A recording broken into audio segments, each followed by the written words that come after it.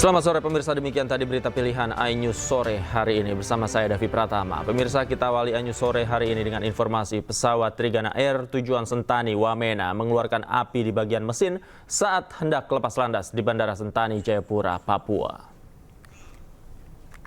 Pela Trigana pesawat terbakar alih.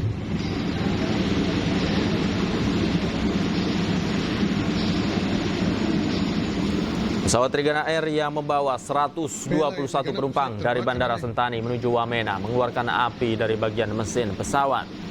Pesawat Trigana Air tipe Boeing 737-500 dengan kode penerbangan IL-237 mengeluarkan api di bagian mesin saat hendak lepas landas dari Bandara Sentani. Saat kejadian, pada Selasa siang waktu setempat, para penumpang sudah berada di dalam angkutan udara ini. Untuk sementara, penyebab munculnya api di bagian mesin ini masih dalam proses penyelidikan. Pela Trigana pesawat terbakar alih. Akibat insiden ini, ratusan penumpang panik hingga salah satu penumpang membuka pintu darurat. Para penumpang pun langsung berhamburan keluar karena alasan keamanan. Karena berebutan dan saling dorong saat turun melalui pintu darurat menyebabkan sejumlah penumpang terluka dan harus dibawa ke Balai Karantina Kesehatan Bandara Sentani guna mendapatkan penanganan medis.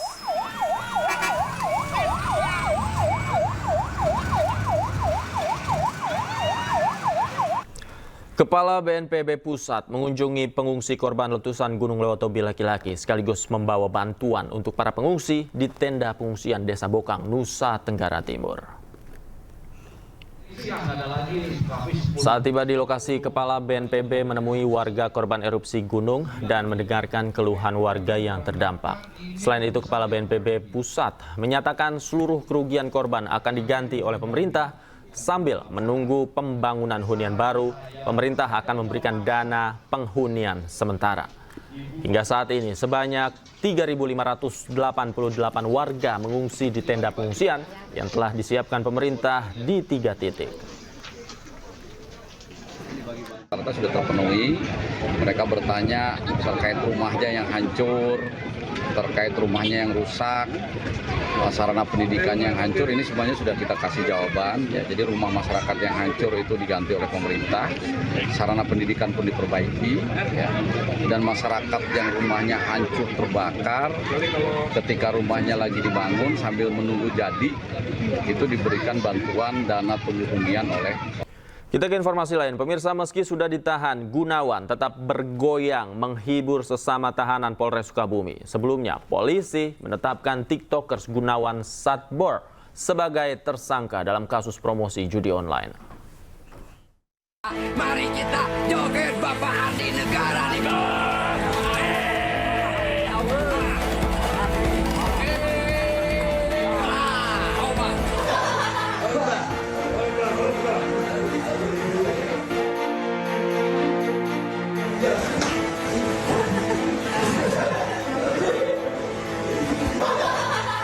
Viral di media sosial, video joget Satbor Gunawan di tahanan Polres Sukabumi usai diunggah akun @info_jawa_barat.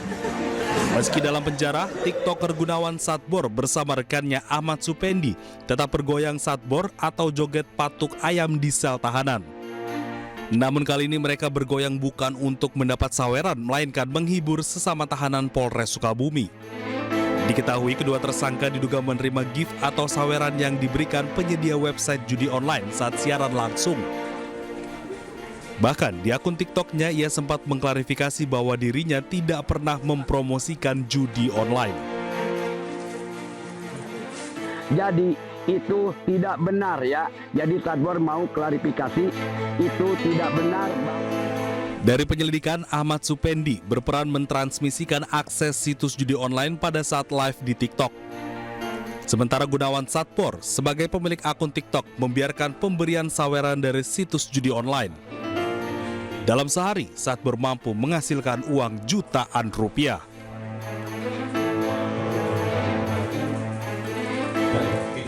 Dari pelaksanaan itu ada gift yang diberikan, kemudian ada promosi, website blog ditutup, ada gift yang diterima, kemudian live streaming tersebut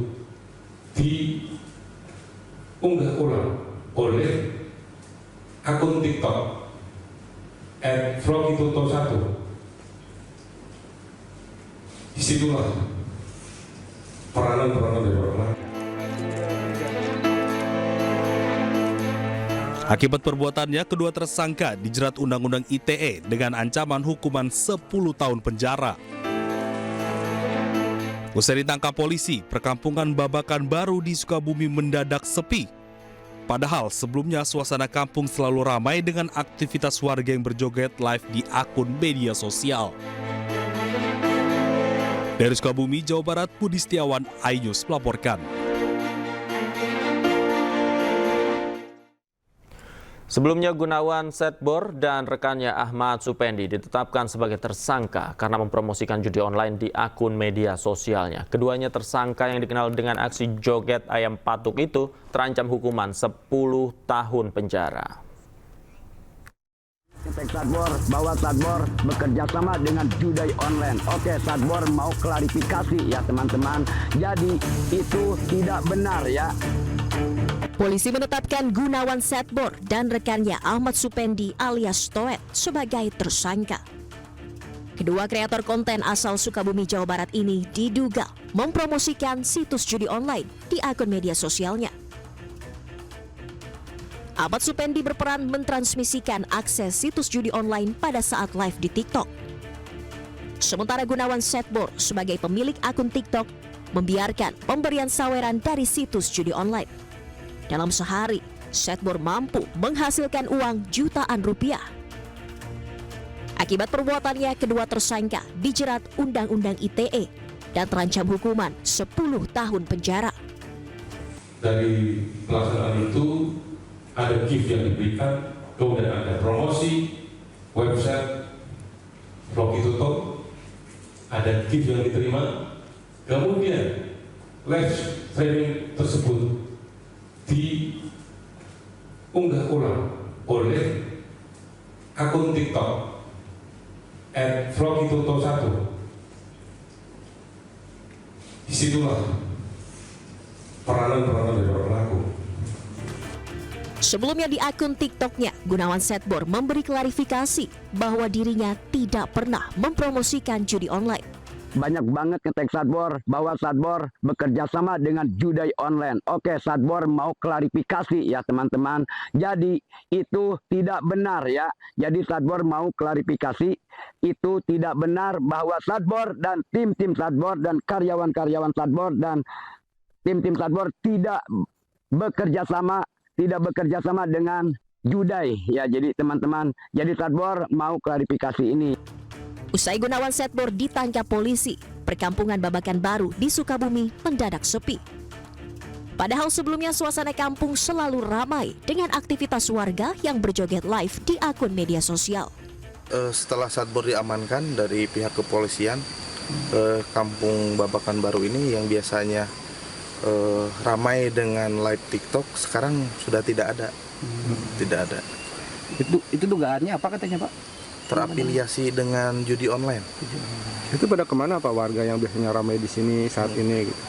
Mungkin karena bukan pimpinannya, ketuanya mungkin di sini Satbor sedang menjalani pemeriksaan, jadi mereka juga bisa dibilang tidak bisa live tanpa Satbor gitu Pak. Sebelum viral, Gunawan merupakan penjahit keliling di Jakarta. Setelah menjadi konten kreator, ia memutuskan pulang ke Sukabumi dan fokus mencari peruntungan melalui joget siaran langsung di media sosial. Dari Sukabumi, Jawa Barat, Budi Setiawan, iNews melaporkan.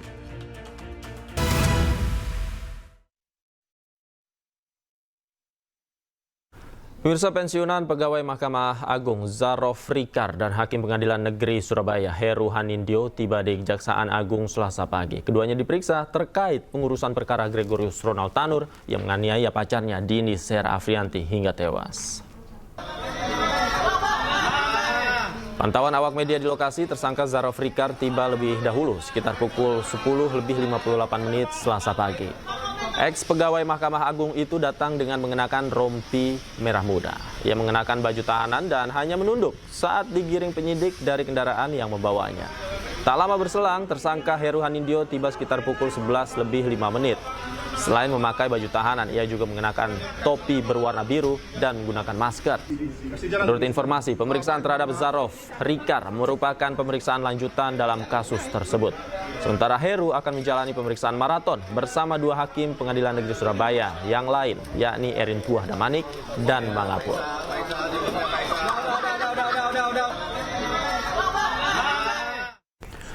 Kepala Pusat Penerangan Hukum Kejaksaan Agung Harli Siregar menegaskan pemindahan ketiga mantan hakim tersangka kasus suap Ronald Tanur dalam rangka efektivitas pemeriksaan lanjutan. Sejak tadi pagi, ketiga tersangka oknum hakim yang di Surabaya dipindahkan penahanannya ke Jakarta. Ya, jadi untuk HK ditahan di KPK, rutan KPK, untuk ED ditahan di rutan Cipinang, dan untuk M ditahan di Kejaksaan Agung. Nah, ketiga hakim tersebut dipindahkan oleh karena penyidik akan melakukan pemeriksaan secara maraton yang bersangkutan kepada tersangka lain. Dan hari ini ketiga tersangka juga dilakukan pemeriksaan sebagai saksi untuk tersangka-tersangka yang lain. Ya, dan juga dalam rangka efektivitas penyidikan, maka ketiga tersangka tersebut dipindahkan penahanannya ke Jakarta. Itu yang pertama. Yang kedua, bahwa hari ini juga penyidik melakukan pemeriksaan terhadap tersangka ZR.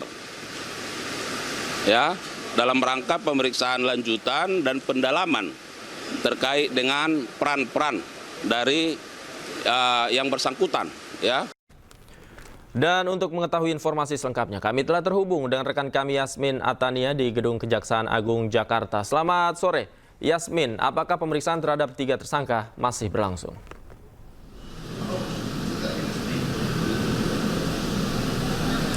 Baik, selamat sore Davi dan juga pemirsa. Betul sekali bahwa hari ini penyidik dari Kejaksaan Agung ini memeriksa ketiga tersangka oknum hakim yang memvonis bebas Ronald Tanur. Adapun untuk pemeriksaan yang masih berlangsung ini atas nama Hakim Mangapul yang memang nantinya akan ditahan di kantor Kejaksaan Agung ini. Sementara kedua hakim lain yakni Hakim Heru Hanindyo ini ditahan di rutan KPK, dan juga Hakim Erin Puah Damanik ditahan di rutan Cipinang dan sudah meninggalkan kantor Kejaksaan Agung sejak beberapa waktu lalu. Tentunya terkait dengan pemeriksaan yang dilakukan, selain untuk pendalaman, juga para tersangka ini menjadi saksi untuk tersangka lainnya. Tidak hanya para hakim atau oknum hakim saja yang dilakukan pemeriksaan hari ini, namun juga ada tersangka lainnya yang saat ini masih berada di Gedung Kejaksaan Agung, yakni Zarov Rikar, mantan pejabat MA selaku maklar dalam kasus suap ini, yang masih berada di dalam kantor Kejaksaan Agung begitu. Untuk pendalaman, pemeriksaan ini dilakukan untuk pendalaman terkait peran-peran para tersangka satu dengan lainnya. Tidak hanya tersangka saja yang diperiksa hari ini oleh pihak penyidik, namun juga di Surabaya sejumlah pihak yang ditetapkan sebagai saksi, yakni ada ayah dari Ronald Tanur, yakni Edward Tanur, juga menjalani pemeriksaan sebagai saksi di Kejaksaan Tinggi Jawa Timur, dan juga adik dari Ronald Tanur berinisial CT hari ini juga menjalani pemeriksaan sebagai saksi di Kejaksaan Tinggi Jawa Timur. Dan nanti kita lihat seperti apa update dari kasus ini, apakah nanti akan ada kemungkinan penetapan tersangka baru.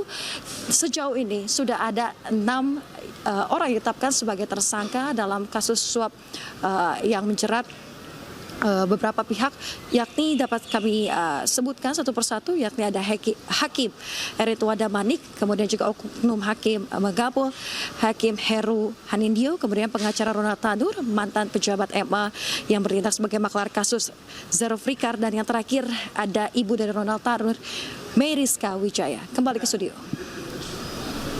Baik, terima kasih Yasmin atas laporan Anda langsung dari Kejaksaan Agung Republik Indonesia. Selamat bertugas kembali.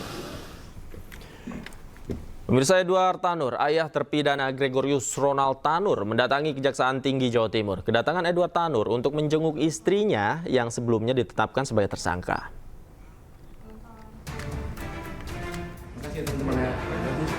Pak Edward, gimana kabarnya, Pak?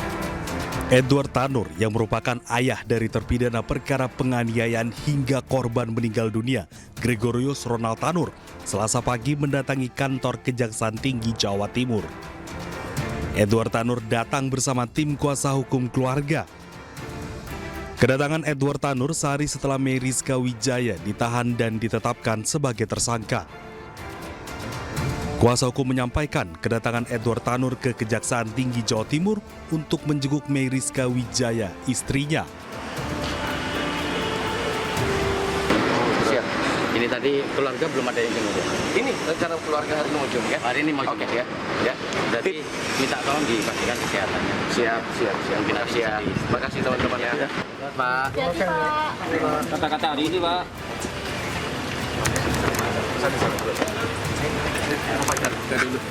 Sementara itu, secara bertahap, 3 hakim Pengadilan Negeri Surabaya tersangka suap dan gratifikasi vonis bebas Gregorius Ronald Tanur dibawa ke Kejaksaan Agung Jakarta.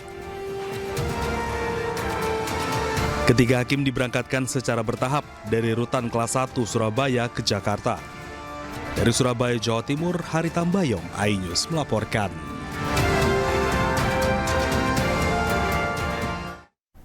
Sementara itu, Kejaksaan Agung menetapkan Ibu Ronald Tanur, Meriska Wijaya, sebagai tersangka suap. Meriska menyuap hakim yang membebaskan Ronald Tanur dalam kasus pembunuhan.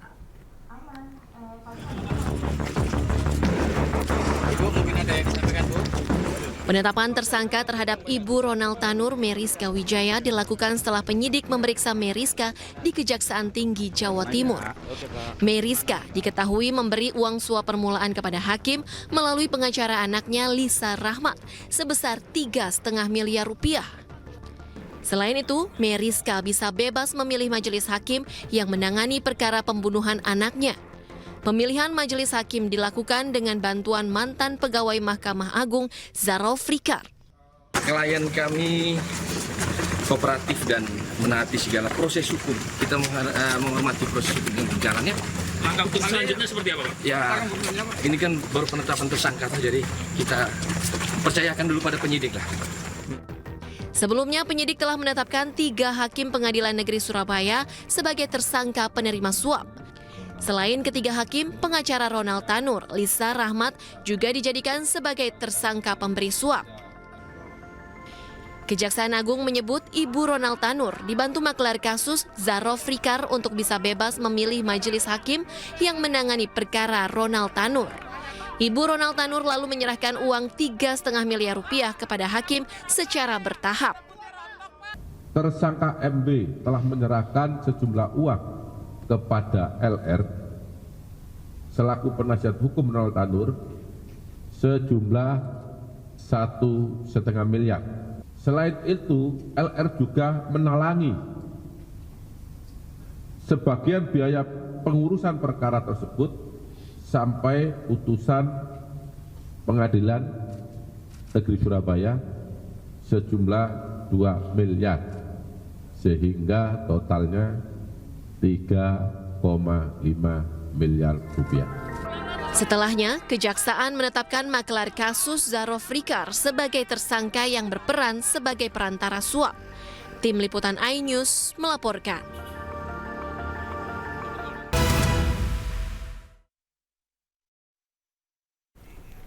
Pemirsa, Presiden Prabowo Subianto hari ini resmi melantik sejumlah pejabat baru di Istana Negara Jakarta. Di antaranya anggota Komisi Pemilihan Umum, Wakil Ketua dan anggota Dewan Ekonomi Nasional, Kepala Otorita IKN, hingga anggota Komisi Kepolisian Nasional.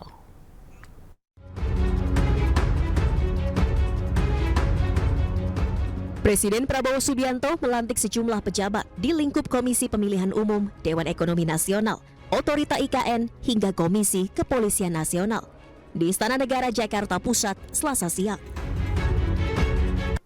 Bersediakah saudara-saudara untuk diambil sumpah janji menurut agama masing-masing? Bersedia. Di antaranya Iva Rosita, resmi dilantik sebagai anggota Komisi Pemilihan Umum Republik Indonesia untuk sisa masa jabatan 2022 hingga 2027, menggantikan Hashim Asyari. Prabowo juga melantik Wakil Ketua dan anggota Dewan Ekonomi Nasional, Mari Elka Pangestu sebagai Wakil Ketua, serta 6 anggota. Di antaranya Muhammad Hatib Basri, Arif Ansori Yusuf, Haryanto Adikusumo, Herianto Irawan, Septian Haryoseto, dan Firman Hidayat.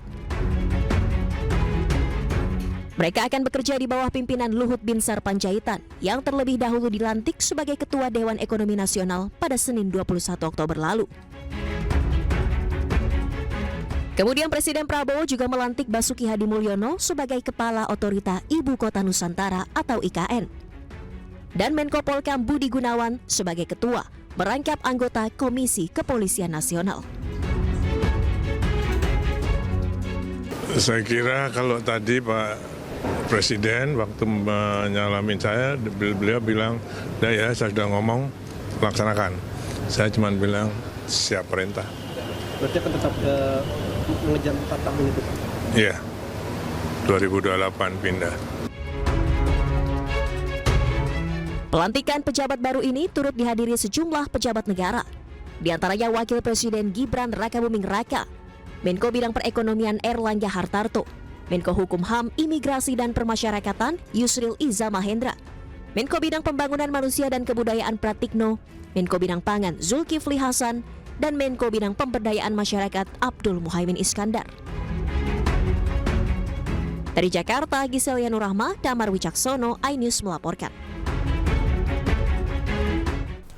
Presiden Prabowo Subianto mengunjungi rumah Presiden ke-7 Republik Indonesia Joko Widodo di Solo, Jawa Tengah. Sekjen Partai Gerindra Ahmad Muzani menyebut pertemuan keduanya sebagai wujud silaturahmi. Sementara Kepala Kantor Komunikasi Kepresidenan Hasan Nasbi menyebutkan pertemuan keduanya merupakan pertemuan kangen dua orang sahabat.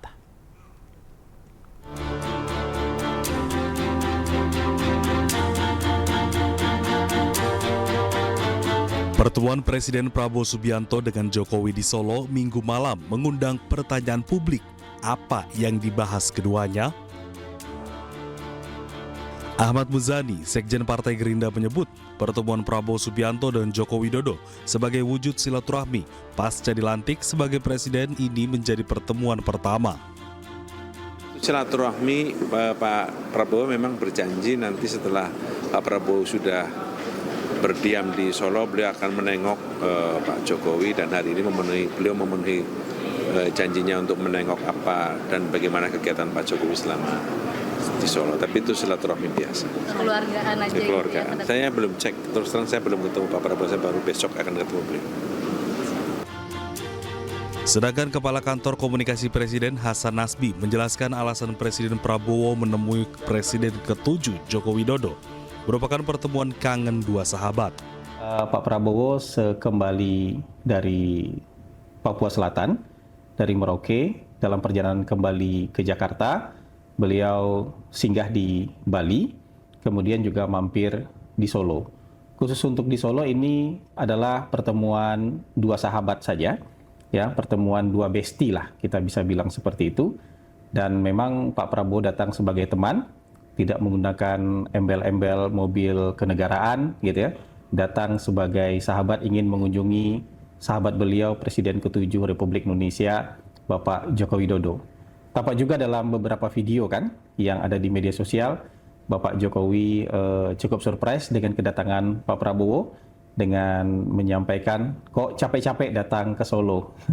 Terus kemudian juga Bapak Presiden Prabowo menjawab, nggak capek kok Pak, ini kan pakai pesawat gitu. Jadi memang pertemuan dua besti. Cuma kan memang yang bestian ini adalah dua orang presiden, Presiden ke-8 dengan Presiden ke-7. Jadi sehingga menarik perhatian banyak orang.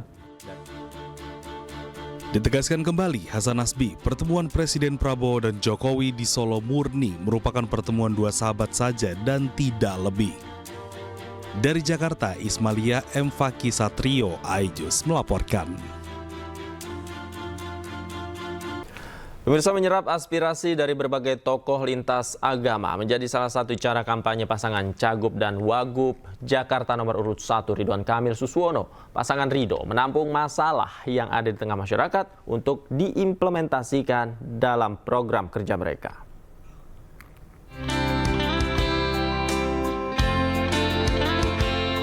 Calon Gubernur Jakarta nomor urut 1 Ridwan Kamil menghadiri pertemuan tokoh lintas agama di Posko Pemenangan Jakarta Timur. Dalam kegiatan ini, RK menerima berbagai curhatan, salah satunya meminta membereskan permasalahan sengketa tanah tempat ibadah. Yang kami sangat berharap apabila beliau terpilih itu bisa diselesaikan, yaitu salah satunya tadi pengurusan sertifikat tanah salah satu gereja terbesar di Kelapa Gading. Dan beliau menyanggupi insya Allah jika terpilih itu akan menjadi prioritas beliau untuk membela. Tadi juga ada curhatan, permasalahan yang memang nanti jadi pemimpin satu persatu masalah yang menjadi problem kita bereskan, yaitu terkait masalah tanah gereja di Kelapa Gading. Mungkin waktunya tidak sekarang. Dalam kesempatan lain, relawan awet muda yang mendukung pasangan calon gubernur wakil gubernur Jakarta Ridwan Kamil dan Suswono menyapa dan mendengar keluhan warga di Rusun Cilincing, Pelindo, Jakarta Utara. Melalui gelaran Curhatin Jakarta, para relawan menyerap langsung setiap aspirasi dan permasalahan yang dihadapi masyarakat seperti susahnya lapangan pekerjaan, pendidikan yang mahal, bahkan penertiban operasional kendaraan truk di kawasan Jakarta Utara untuk nantinya diimplementasikan dalam program kerja Ridho. Di Parlemen Kampung untuk Jakarta adalah bisa membuat Jakarta lebih maju, lebih berwarna, tidak ada yang namanya ilegal atau transaksi ilegal, tidak ada yang melenceng dari... Kita menyerap aspirasi warga-warga di Jakarta Utara ini untuk curhat tentang Jakarta ini seperti apa. Nah, khususnya ibu-ibu dan juga anak muda yang ada di Jakarta Utara ini mengeluh soal pekerjaan. Pasangan Ridho memastikan beratnya syarat calon pekerja di Jakarta akan menjadi salah satu masalah yang dicarikan solusinya ke depan agar anak-anak muda bisa mendapatkan pekerjaan yang sesuai dengan keahlian di bidangnya. Tim Liputan iNews melaporkan. Pasangan calon gubernur nomor urut 3 Pramono Anung kerja bakti bareng warga di Stadion VIJ yang berada di Cideng, Jakarta Pusat. Stadion VIJ merupakan salah satu stadion tertua di Jakarta.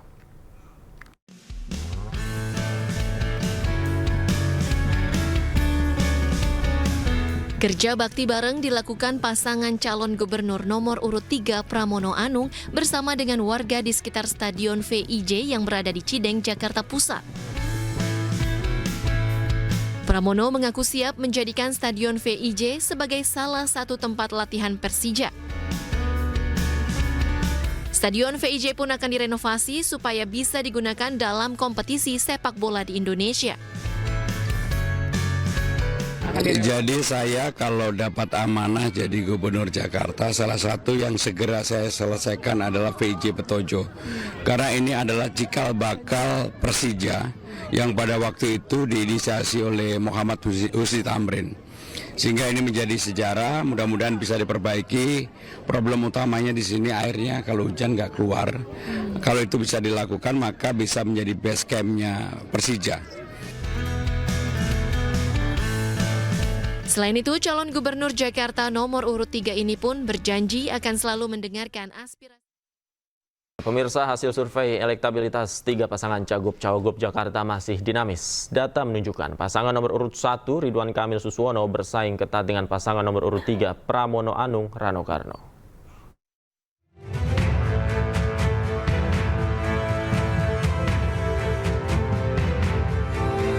Elektabilitas 3 pasangan calon gubernur dan wakil gubernur Jakarta masih dinamis. Sejumlah lembaga survei merilis data hasil survei terkini yang digelar pasca dilaksanakannya 2 kali debat publik calon gubernur wakil gubernur Jakarta. Litbang Kompas mencatat pasangan nomor urut 3 Pramono Anung Rano Karno memimpin survei dengan perolehan 38,3%. Sementara pasangan Ridwan Kamil Suswono menempel ketat di posisi kedua dengan 34,6%. Sementara pasangan Dharma Pongrekun Kunwardana berada di posisi terakhir dengan perolehan 3,3%. Sementara 23,8% belum menentukan pilihan.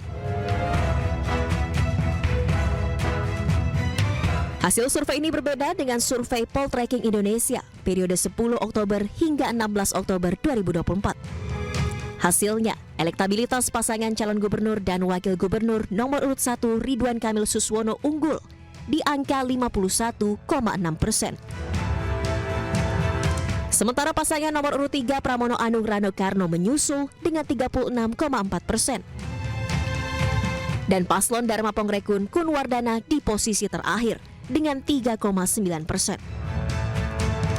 Tim Liputan iNews melaporkan. Kita ke informasi lain, pemirsa. Mantan Menteri Perdagangan Tom Lembong mengajukan gugatan pra-peradilan ke Pengadilan Negeri Jakarta Selatan. Gugatan dilayangkan untuk membatalkan penetapan status tersangka oleh Kejaksaan Agung.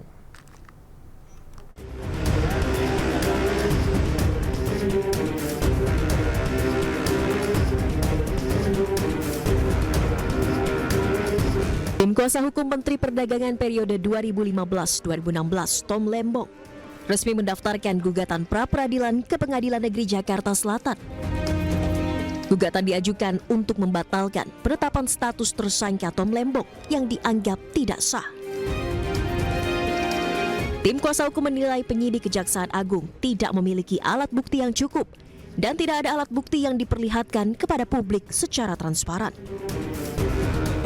Kami mempermasalahkan penetapannya sebagai tersangka. Ya, di situ banyak sekali poin-poin pembahasannya itu. Antara lain misalnya tentang pada waktu proses penetapannya sebagai tersangka tidak memiliki 2 alat bukti yang cukup. Sampai saat ini kita tidak mengetahui alat bukti apa yang dimiliki oleh pihak kejaksaan sehingga menetapkan Pak Thomas Lembong sebagai tersangka. Sementara itu, Kejaksaan Agung menyebut masih menghitung jumlah kerugian negara akibat dugaan korupsi yang dilakukan Tom Lembong, serta menelusuri aliran dana tersangka. Kerugian keuangan negara yang sudah disampaikan bahwa ini kan akan terus dihitung, ya, dihitung untuk pastinya seperti apa, dan mengenai aliran dana itu akan didalami juga, ya, apakah karena kalau kita lihat kan tersangka sebagai regulator, ya, bersama dengan dari PPI dan perusahaan-perusahaan itu. Nah, apakah ada misalnya di situ unsur aliran dana, tentu nanti akan terus didalami. Selain Thomas Lembong, Kejaksaan Agung juga menetapkan 1 tersangka lain berinisial DS yang merupakan Direktur Pengembangan Bisnis PT PPI. Kejaksaan Agung mengaku tidak ada unsur politisasi dalam penetapan tersangka Tom Lembong. Penetapan status murni berdasarkan alat bukti. Dari Jakarta, Tim Liputan iNews melaporkan. Sebelumnya, Kejaksaan Agung menetapkan Thomas Trikasih Lembong sebagai tersangka kasus dugaan korupsi impor gula. Sementara menurut kuasa hukum Tom Lembong, Ari Yusuf Amir, sejumlah bukti yang disebutkan oleh Kejaksaan Agung berbanding terbalik dengan bukti yang Tom Lembong miliki.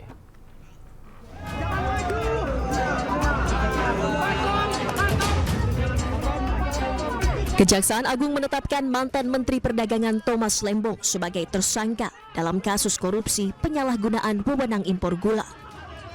Kejagung menjelaskan pihaknya memiliki 2 alat bukti yang cukup untuk menetapkan Thomas Lembong sebagai tersangka. Akibat korupsi ini, negara diduga rugi hingga 400 miliar rupiah. Selain Thomas Lembong, Kejagung juga menetapkan 1 tersangka lain berinisial DS yang merupakan Direktur Pengembangan Bisnis PT PPI. Menetapkan status saksi terhadap 2 orang menjadi tersangka karena telah memenuhi alat bukti bahwa yang bersangkutan telah melakukan tindak pidana korupsi. Adapun kedua tersangka tersebut adalah 1. TTL selaku Menteri Perdagangan periode 2015. Yang kedua, tersangka atas nama CS selaku Direktur Pengembangan Bisnis pada PT PPI. Sementara menurut kuasa hukum Tom Lembong, Ari Yusuf Amir, sejumlah bukti yang disebutkan oleh Kejagung berbanding terbalik dengan bukti yang dimiliki dirinya. Seperti adanya catatan Sekretaris Kabinet RI 2016 bahwa Indonesia defisit gula, sehingga menyebabkan kebutuhan gula dalam negeri tidak terpenuhi. Namun Kejagung mengatakan bahwa Indonesia surplus gula, sehingga tidak membutuhkan impor. Kaitan surplus pada waktu itu salah data itu. Data yang benar, kita tidak pernah surplus dalam masalah gula. Itu informasi yang salah.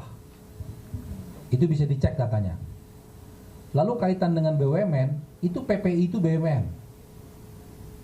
PPI itu BUMN. Dan yang menunjuk swasta itu PPI. Karena mereka tidak memiliki dana untuk itu. Jadi bukan Pak Tom Lembong yang menunjuk mereka. Jadi mereka dengan PPI ini sendiri.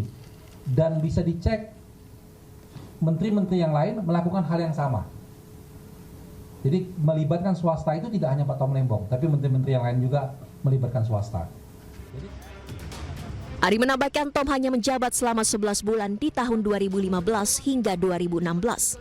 Dan Tom hanya melanjutkan kebijakan dari Menteri Perdagangan sebelumnya. Menurut Ari, semestinya Menteri Perdagangan lain juga diperiksa untuk memperkuat kesaksian dalam penerangan kasus. Selain menjabat sebagai Mendak periode 2015-2016, Tom Lembong juga pernah menjabat sebagai Kepala Badan Koordinasi Penanaman Modal di periode pertama Presiden Joko Widodo. Tim Liputan iNews melaporkan. Sementara itu pemirsa, Menteri Komunikasi dan Digital Mutia Hafid menghadiri rapat kerja perdana di Komisi 1 DPR RI. Di hadapan anggota Dewan, Mutia menyesali anggotanya terlibat judi online. Raker perdana Komisi 1 DPR RI digelar di Kompleks Parlemen Senayan, Jakarta, Selasa siang. Rapat turut dihadiri Menteri Komunikasi dan Digital Mutia Hafid. Di hadapan legislator, Mutia menjelaskan posisi Kementerian Komunikasi dan Digital pasca sejumlah anggotanya ditangkap polisi karena melindungi praktik judi online. Mutia mengungkap kasus ini merupakan pil pahit, namun pihaknya mendukung penuh proses penyidikan yang tengah dilakukan aparat penegak hukum.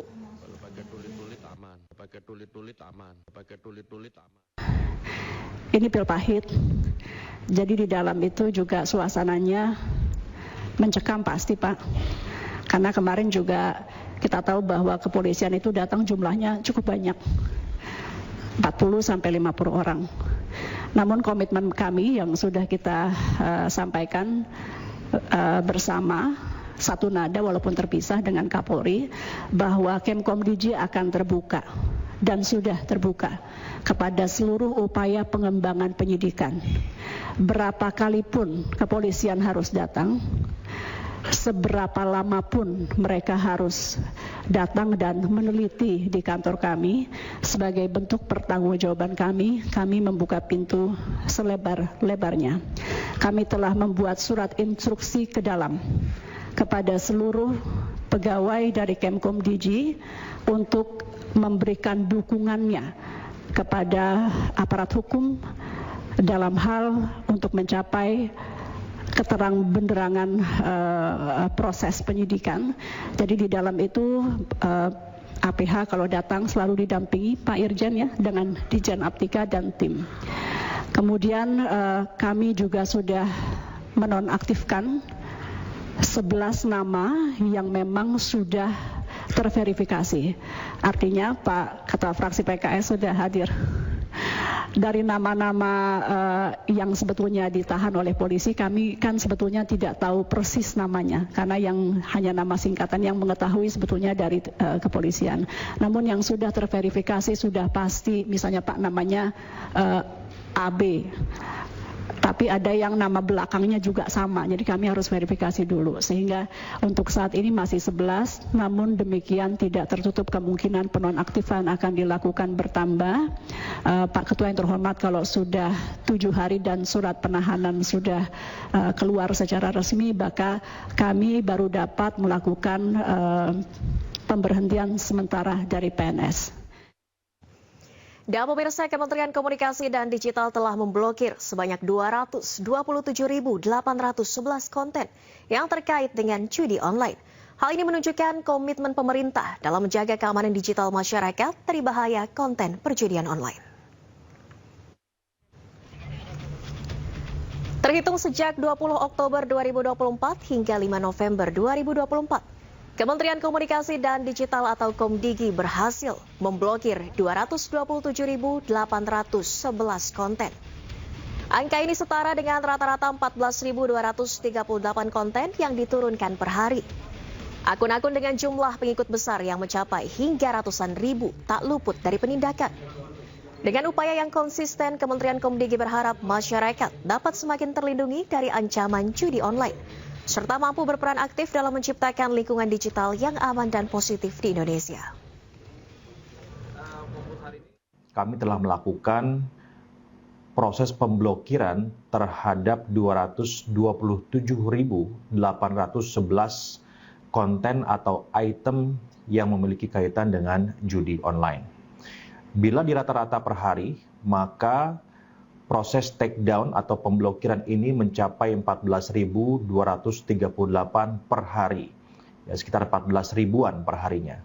Angka ini tentunya cukup besar, namun bila melihat skala pengendalian konten yang multi-platform, maka kami harus terus melakukan kerja keras dan kerja bersama dalam penindakan dan pencegahan agar masyarakat tidak terpapar oleh konten judi online. Pemirsa, Indonesia semakin menunjukkan keinginannya untuk menjadi negara maju. Berbagai strategi dirancang oleh pemerintah Indonesia. Salah satu strategi yang populer saat ini adalah penciptaan ekosistem baterai dan kendaraan listrik atau electric vehicle.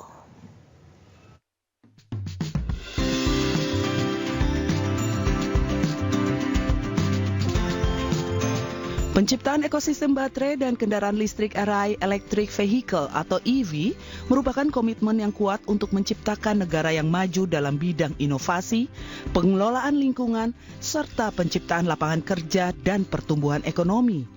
EV merupakan kendaraan yang menggunakan motor listrik dan baterai sebagai penggerak.